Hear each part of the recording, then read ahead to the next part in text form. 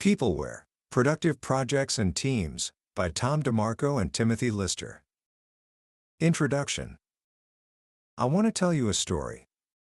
It's a story about a manager, a very successful one, who was recounting the toll his latest project had taken on his team. As he spoke, a strange thing happened. He began to list the casualties: 2 divorces he could trace directly to the crushing overtime, another team member's child getting into trouble with drugs because his father was never home. Then there was the nervous breakdown of the test team leader. As he went on, listing these personal tragedies one by one, he wasn't sad. He wasn't remorseful. In his own strange way, he was bragging. It was as if these broken lives were badges of honor, proof of his project's importance and his own ability to push people to their absolute limits.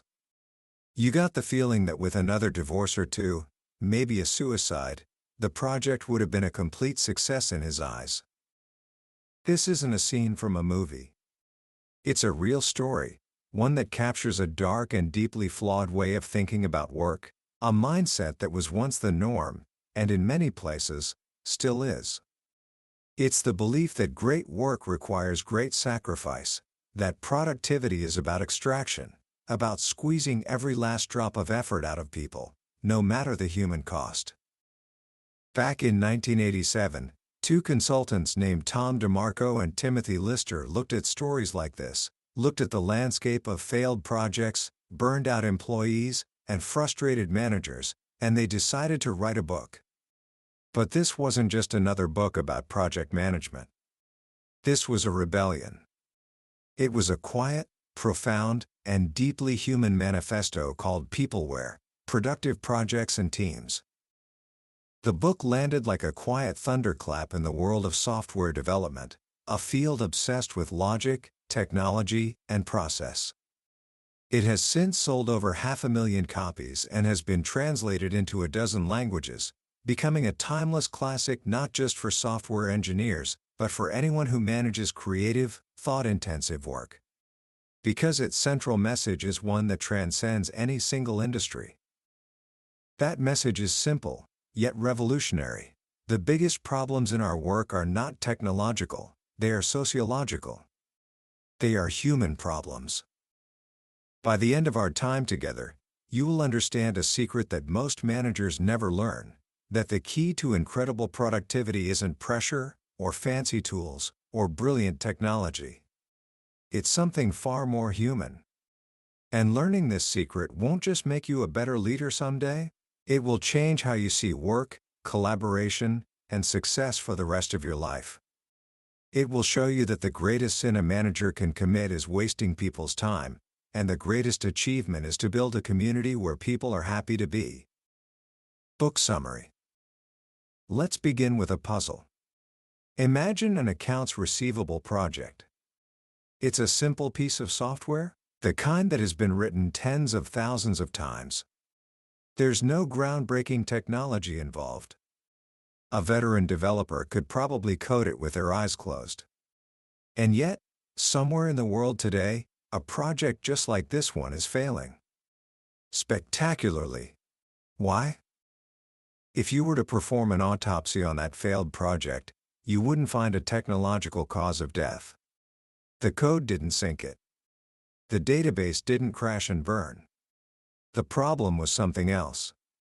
In surveys of hundreds of failed projects, the authors found that the #1 reason cited for failure was, in a word, politics. But that's a sloppy word.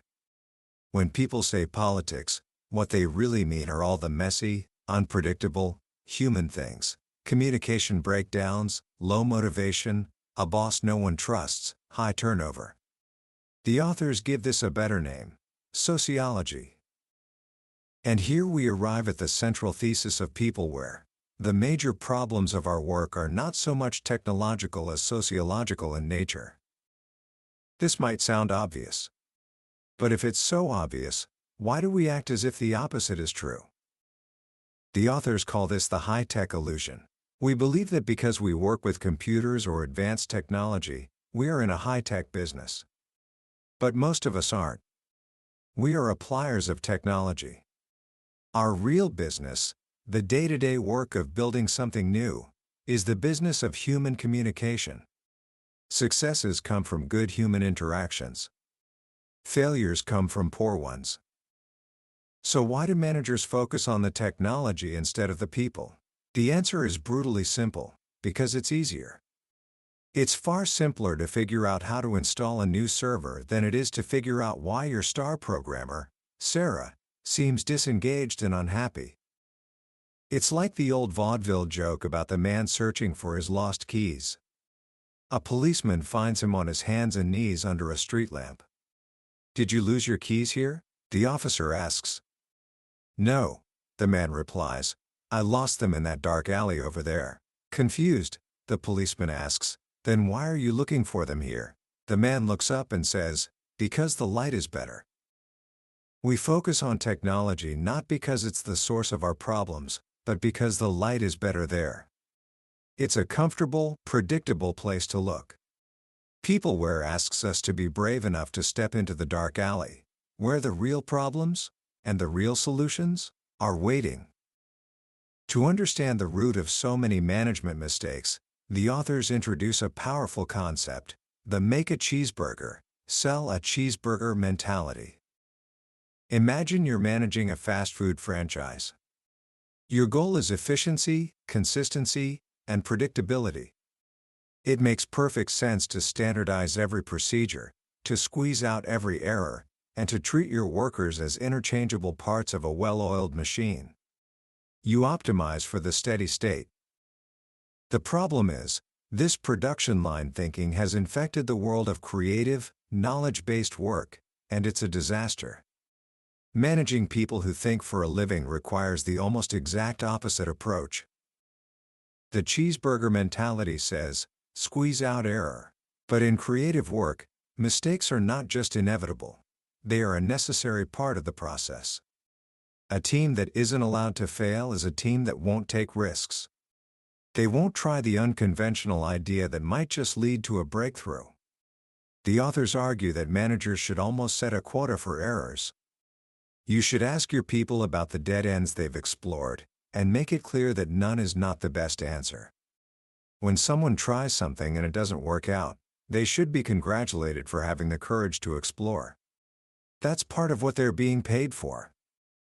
The cheeseburger mentality says, treat workers as interchangeable.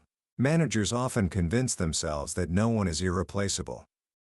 They act as if there's a magical people store they can call up to order a new employee, just like a replacement part for a machine. But this completely ignores the one thing that creates magic in a project: human chemistry.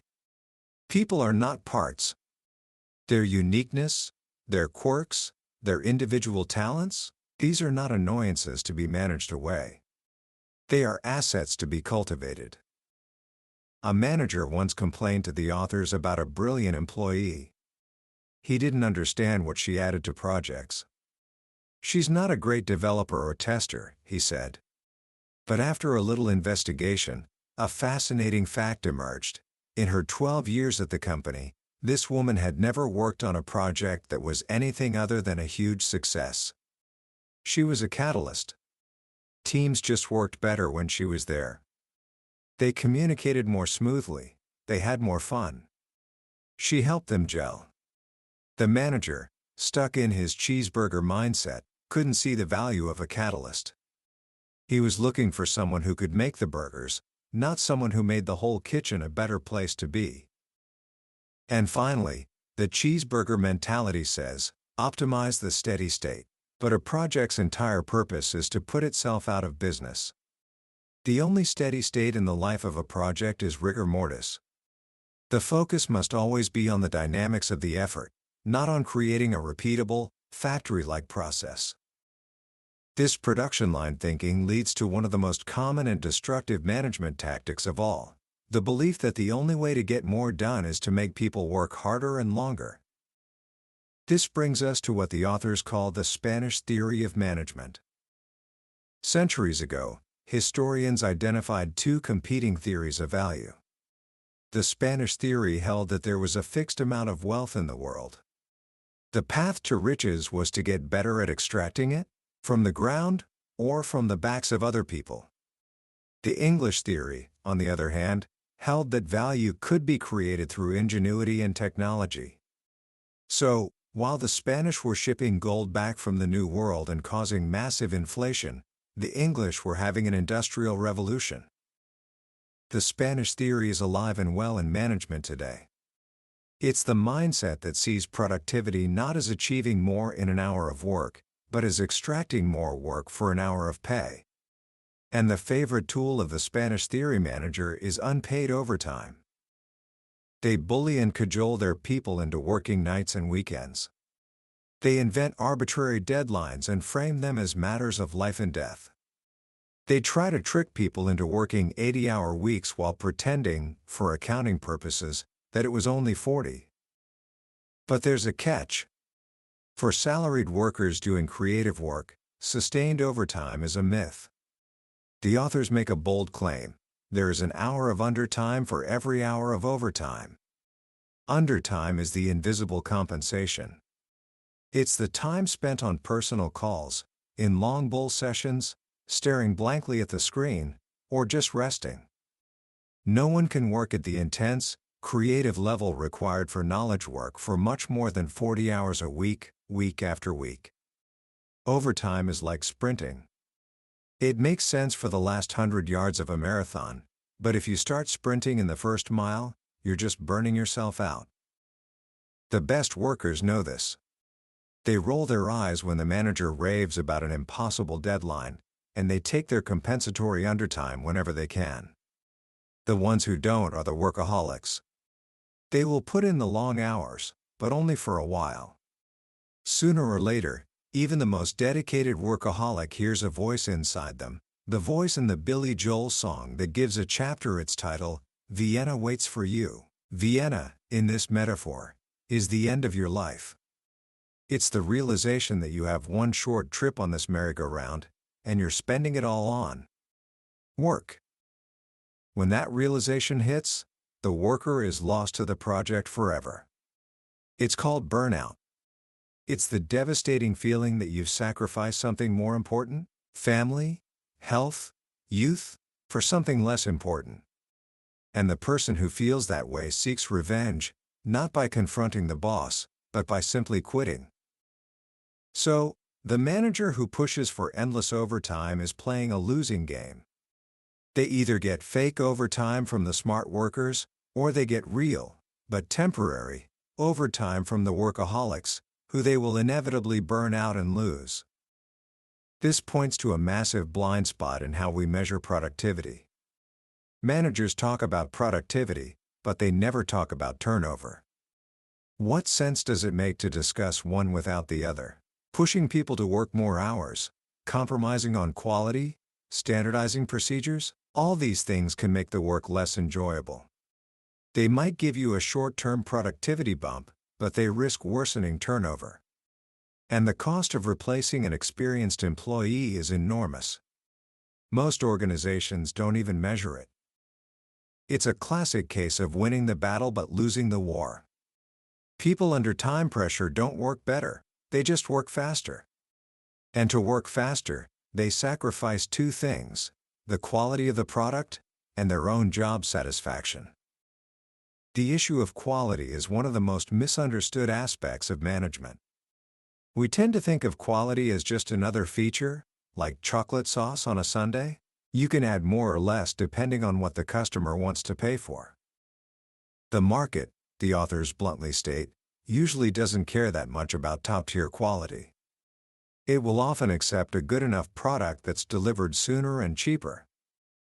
But the people building the product have a very different view. Their self-esteem is deeply tied to the quality of their work. There is little satisfaction in turning out huge amounts of mediocre stuff. When a manager pressures a team into delivering a product that doesn't meet their own standards of quality, it's a direct assault on their self-worth. The authors call this the flight from excellence. It's a decision to let the market, rather than the builder, set the quality standard. This seems to make short-term business sense, but it ignores the devastating effect on the builder's motivation and effectiveness. This leads to a deeply counterintuitive truth, one of the most important in the entire book. Quality, far beyond that required by the end user, is a means to higher productivity. How can that be? How can spending more time on quality result in higher productivity? The authors point to the Japanese auto industry of the 1980s. The nation that was the acknowledged leader in quality was also the leader in productivity. They understood a principle that Philip Crosby captured in the title of his famous book, Quality is Free. But the authors add a crucial clarification: quality is free, but only to those who are willing to pay heavily for it. An organization that budgets $0 for quality will get exactly what it pays for. A policy of quality, if time permits, is a guarantee that no quality will ever sneak into the product. When developers know they are part of a culture that delivers quality beyond what the market requires, it boosts their job satisfaction and their sense of pride. This leads to lower turnover and a more motivated, effective team. In some Japanese companies, the project team even has the power to veto the delivery of a product they believe isn't ready, no matter how much the client is clamoring for it. Could you give your people that power? The very idea makes most managers break out in a cold sweat. Their minds immediately jump to one of the most famous and most misunderstood laws of management, Parkinson's Law. Work expands so as to fill the time available for its completion. This single idea, proposed by a British humorist named C. Northcote Parkinson in 1954, has become an article of faith for managers everywhere. It's the reason they believe the only way to get work done is to set an impossibly optimistic deadline. They're convinced that if they give people a reasonable amount of time, they'll just loaf around until the last minute. The authors tear this idea apart. Parkinson, they remind us, was a humorist, not a scientist. His law caught on because it was funny, not because it was rigorously proven. It contains a germ of truth, but it applies mostly to bureaucracies where there is little job-derived satisfaction.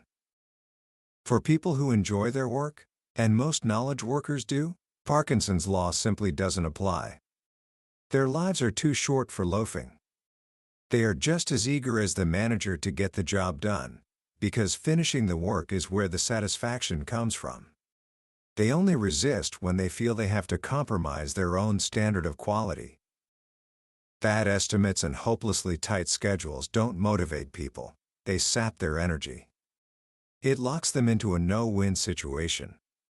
The authors cite a fascinating study from the University of New South Wales that turned the whole idea of schedule pressure on its head.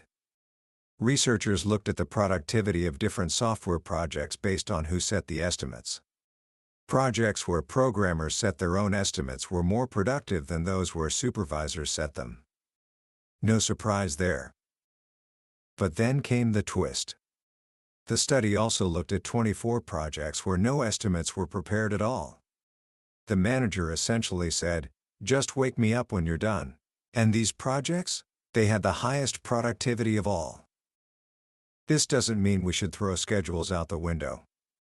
But it does mean that applying constant schedule pressure is a sign of a manager's own troubles, not a sound management technique. It's a tool to be used rarely and carefully, like punishing a child. If you do it all the time, it loses all meaning. All these management fallacies, the cheeseburger mentality, the Spanish theory, the blind faith in Parkinson's law, stem from a desperate search for easy solutions. Managers feel immense pressure to improve productivity, and this desperation makes them easy victims for what the authors call technical Laetrile. Laetrile was a fraudulent cancer cure made from apricot pits. Terminal patients, desperate for any hope, would pay a fortune for it, even though all the evidence showed it was useless. People who are desperate enough don't look very hard at the evidence. Similarly, managers are bombarded with ads for methodologies, seminars, and software tools that promise to double productivity overnight. They're the managerial equivalent of loose fat while sleeping. The authors call these the 7 sirens of software management. false hopes that lure managers away from the hard, human work that actually matters. They include fallacies like, "There's some new trick you've missed," "Other managers are getting 100% gains," and "Changing your programming language will give you huge improvements." These are all illusions. The real gains in productivity don't come from a magical new tool. They come from creating an environment where talented people can do their best work. And the manager's true function is not to make people work, but to make it possible for people to work. This brings us to one of the most overlooked, yet most critical factors in productivity: the physical office environment. There's a common saying among developers in every industry: "You never get anything done around here between 9 and 5. People come in early, they stay late, they take work home, they even call in sick on the day before a big deadline just so they can work in peace." This should be a damning indictment of the office environment. Yet, somehow, everyone knows this is true, and nobody does anything about it. The authors tell a story about a manager at a large California company. His company had surveyed its programmers, and the number one problem they cited was the work environment. They were upset about the noise. When asked what steps the company had taken to fix this, the manager replied, "Oh, we couldn't do anything about that. That's outside our control." It was as if the programmers had complained that there was too much gravity. Management had defaulted on its responsibility. This default is often driven by a group the authors call the furniture police. This is the department in every large company that controls the office space. Their goal is not productivity, but uniformity and cost control. They are the ones who design beautiful, modular, perfectly uniform office layouts where no one can tell if they're on the 5th floor or the 6th, and where no one can get any work done. They are the architects of the uniform plastic basement, vast open-plan offices where the most valuable real estate, the windows, are relegated to corridors that nobody ever walks down. People work better in natural light, but the furniture police's obsession with uniformity trumps human needs every time. These workspaces are noisy, interruptive, and sterile. And they are a productivity disaster. To prove this, the authors turn to a fascinating experiment they conducted for years, called the Coding War Games. They had pairs of developers from over 90 different companies compete to complete the same programming task. The participants worked in their own offices, using their own tools, during normal work hours. The results were stunning. First, they confirmed a huge difference in individual performance. The best people consistently outperformed the worst by a factor of 10 to 1. And the best performer was about 2.5 times better than the median. This wasn't a surprise. The surprise came when they looked for correlations. What factors explained this huge difference? It wasn't salary. It wasn't years of experience. It wasn't the programming language they used. The one factor that correlated more strongly than any other was the quality of the physical workspace. The top performers, the people in the top quartile who finished fastest and with the fewest defects, worked in space that was substantially different from the bottom quartile. Their space was quieter, more private, and better protected from interruption. They had more of it, an average of 78 square feet of dedicated space, compared to only 46 for the bottom performers. And a staggering 62% of the worst performers said they were often interrupted, compared to only 19% of the top performers. The data was clear: a policy of defaulting on the workplace is a colossal mistake. Saving money on space is often penny-wise and pound-foolish. The authors calculate that the entire cost of a developer's workspace is a tiny fraction, maybe 6 to 16%, of their salary and benefits. The ratio of investment in the person to investment in their space can be as high as 20 to 1. Trying to save a small portion of that $1 for space risks sacrificing a large portion of the $20 invested in the person. The enemy of productivity is interruption. To understand why, we need to talk about a psychological state that the authors call flow. Flow is that condition of deep, almost meditative involvement in a task. Time seems to disappear. You look up, and 3 hours have passed. The work just seems to, well, flow.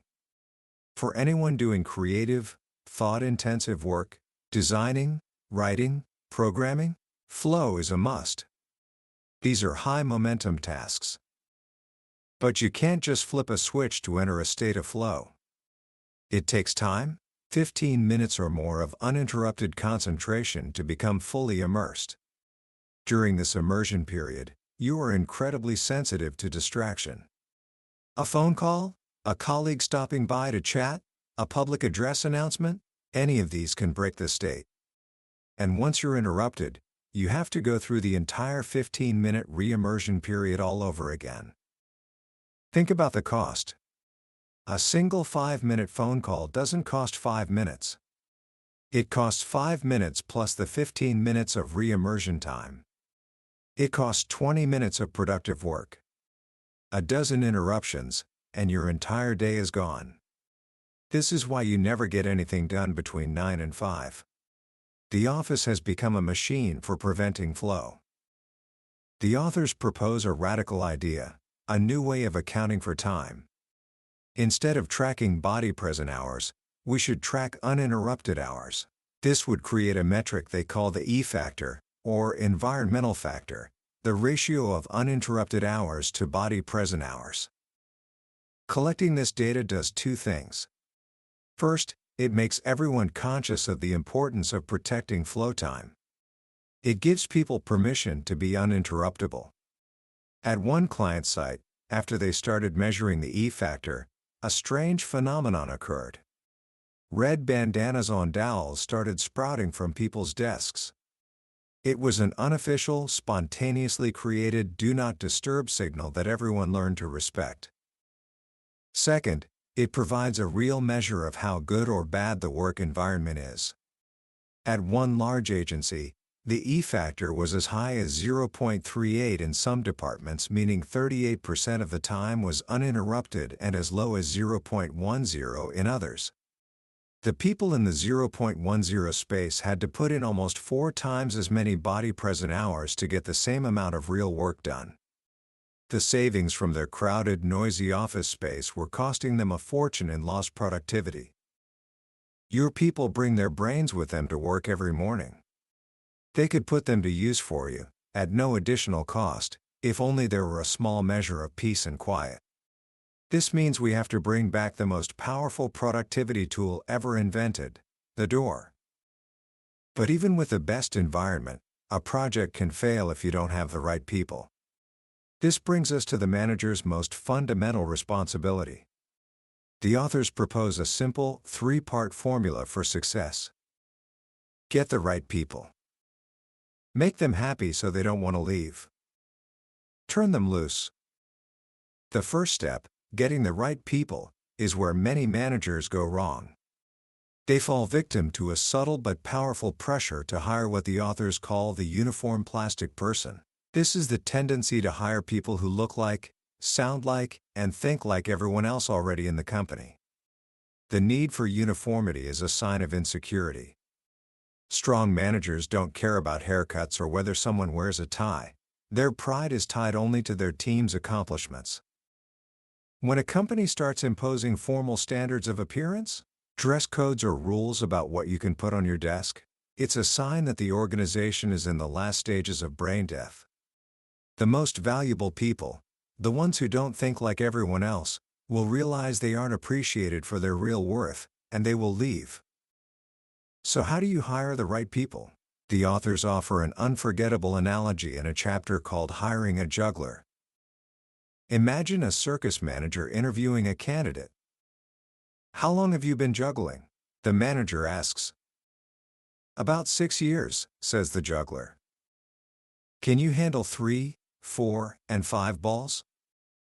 Yes, yes, and yes. Do you work with flaming objects, knives, axes? I can juggle anything. Do you have a funny line of patter that goes with your act?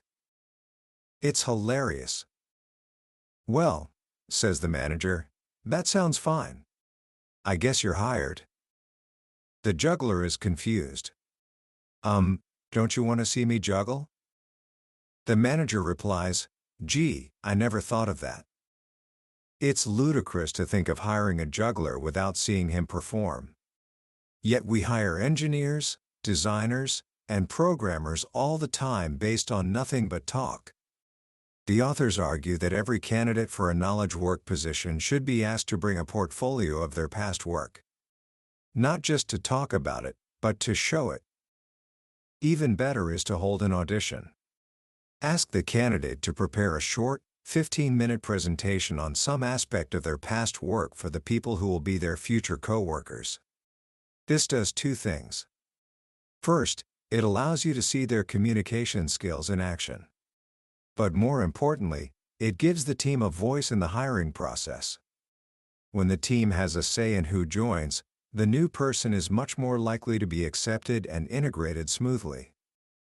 Once you have the right people, the next step is to make them happy so they don't want to leave. This means fighting against the silent killer of productivity and morale, high employee turnover. Most organizations don't even know their turnover rate, or what it costs to replace someone. The visible costs are huge: recruiting fees, lost work during the ramp-up period. A new hire might not be fully productive for 5 months or more. But the invisible costs are even worse.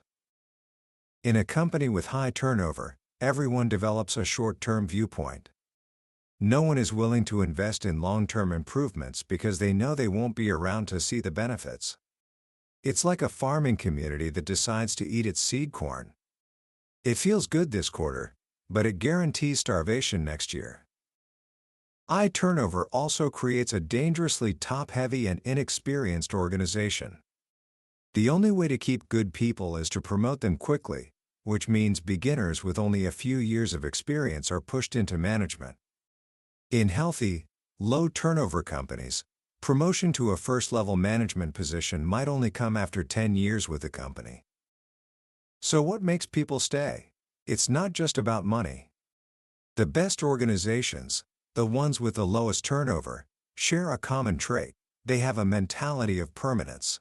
There's a widespread sense that this is a great place to be, and you'd be foolish to leave. They invest hugely in their people's growth through training and retraining. No job is a dead end. This builds a powerful sense of community. And this brings us to the most magical, most powerful concept in all of Peopleware: the gelled team. A gelled team is a group of people so strongly knit together that the whole is far greater than the sum of its parts.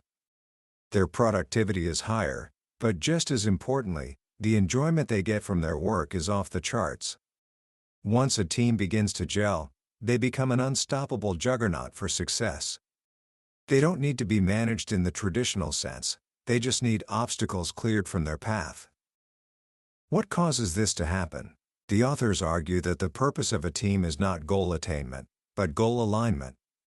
Before a team gels, the individuals might have a mix of personal goals. But during the gelling process, they all buy into a common goal. This corporate objective takes on a new importance because it matters to the group. They aren't just building a system, they are on a mission together. You can spot a gelled team by its signs.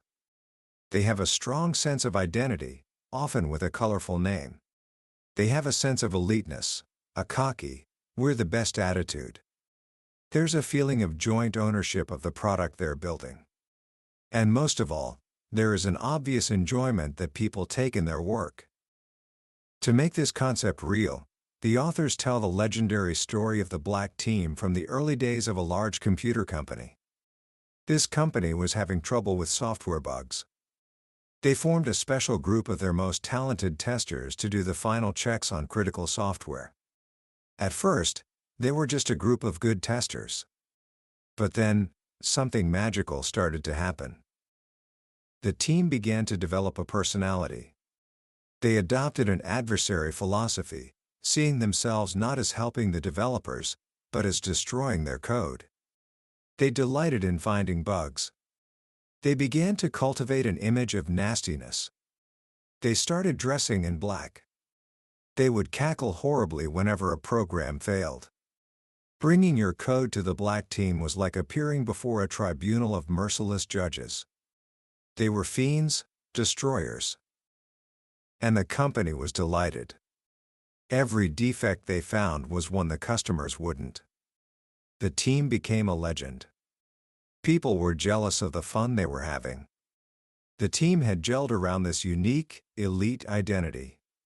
And here's the most amazing part. Over time, all the original members left and were replaced.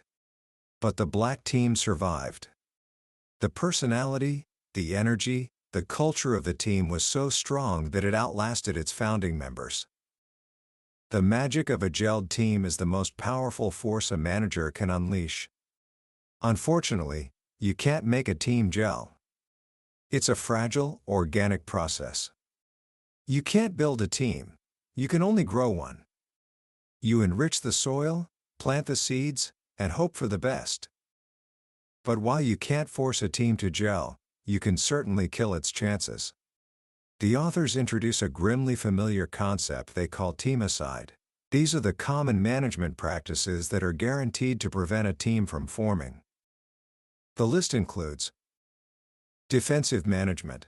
A manager who doesn't trust their people sends a clear message that poisons any chance of a team forming. The only freedom that has any meaning is the freedom to proceed differently from how your manager would have. Bureaucracy. Mindless paperwork demotivates people and makes them feel like their real work isn't valued. Physical separation. Scattering a team across different floors or buildings kills the casual interaction necessary for bonds to form. Fragmentation of time. Assigning people to multiple projects at once ensures they can't fully commit to any single team. Quality reduction. Forcing a team to build a shoddy product undermines their self-esteem and destroys any sense of joint accomplishment.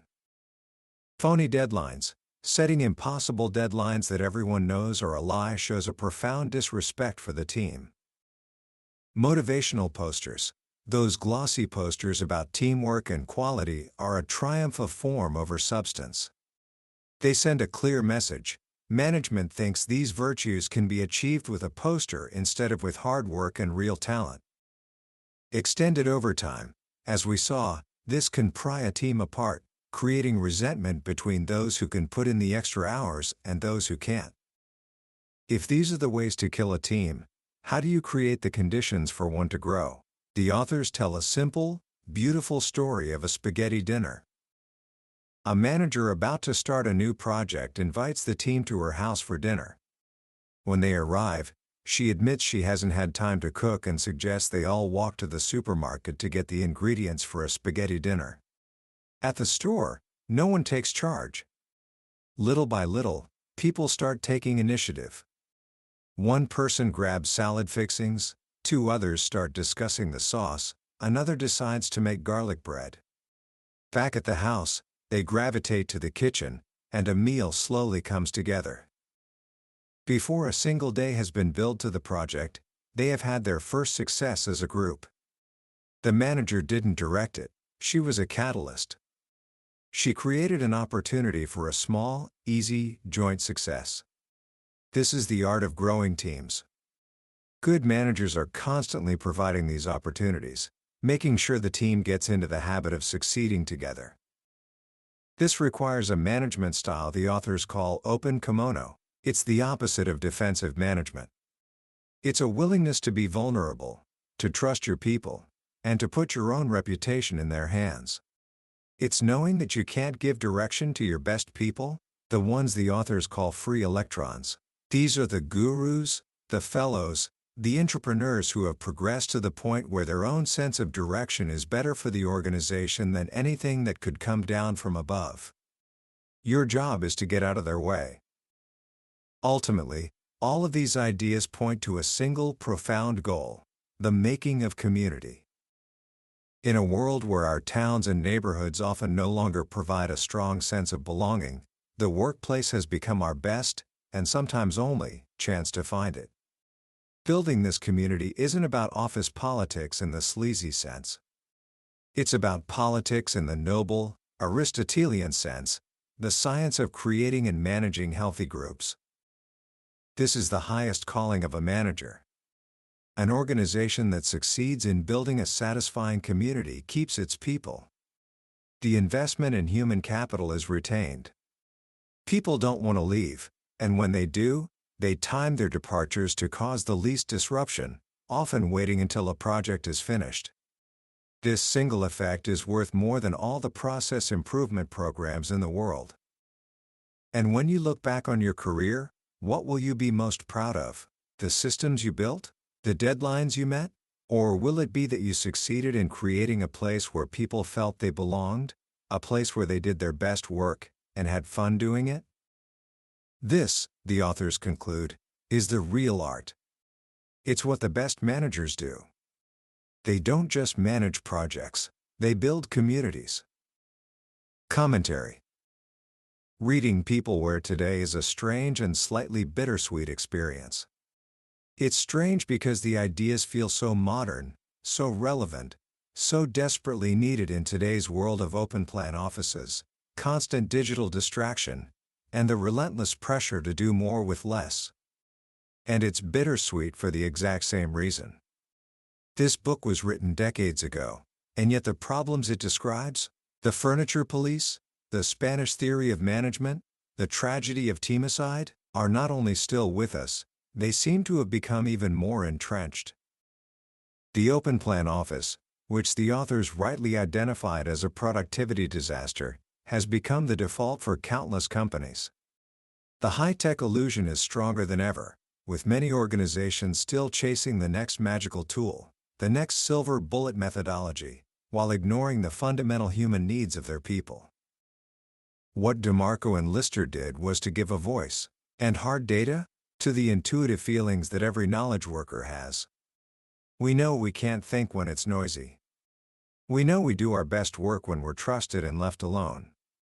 We know that working with a great team feels less like work and more like a shared adventure. But in a world that worships metrics and process, these human truths can feel soft, unquantifiable, and easy to dismiss. Peopleware gave them weight. It made them undeniable. The book's most powerful and enduring lesson is that management is, at its core, a deeply human activity. It is not about control, but about creating conditions for success. It's not about maximizing efficiency in the short term, but about nurturing a healthy, sustainable, and productive culture in the long term. It is, in a sense, a form of gardening. A great manager knows you can't force a plant to grow by pulling on it. You can only tend the soil, provide water and light, and protect it from harm. So, how can you start applying these timeless lessons today? Here are a few simple ideas. First, for 1 week, become your own researcher. Keep a simple log of your uninterrupted hours. How many times in a day, or a week, do you get to experience that state of flow for more than 15 minutes at a time? This simple act of measurement will give you a powerful new perspective on your own work environment and the hidden costs of interruption. You don't need a manager's permission to do this. It's your time. Start by understanding where it truly goes. Second, if you ever find yourself leading a group project, even a small one for school, try the spaghetti dinner principle. Before you dive into the main task, find one small, low-stakes, and even fun thing that you can all succeed at together. It could be anything: designing a team logo, coming up with a team name, or even just collectively deciding where to order pizza from. That first small, shared success is the seed from which a gelled team can grow. Finally, embrace the idea of constructive disorder. The world will give you plenty of pressure to conform, to follow the rules, to be a professional in the blandest sense of the word. Peopleware teaches us that breakthroughs, creativity, and even fun come from shaking things up. Ask yourself, what is one small thing you can do differently? Can you hold a brainstorming session instead of a formal agenda-driven meeting? Can you try a new approach on a small part of a task, just to see what happens? Give yourself permission to experiment. Peopleware is more than a management book. It's a book about respect. Respect for the work, respect for the craft, and most importantly, respect for the people who do the work. It teaches us that the most productive environments are not the ones that treat people like cogs in a machine, but the ones that treat them like human beings. The greatest projects, the most innovative products, aren't built by processes or by interchangeable resources. They are built by happy, empowered, and cohesive teams. The manager's job, their true art, is not to direct the work, but to create the garden in which such teams can flourish. That was a summary of Peopleware, Productive Projects and Teams by Tom DeMarco and Timothy Lister. We've explored the core ideas today, but a summary is like looking at a map of a beautiful country.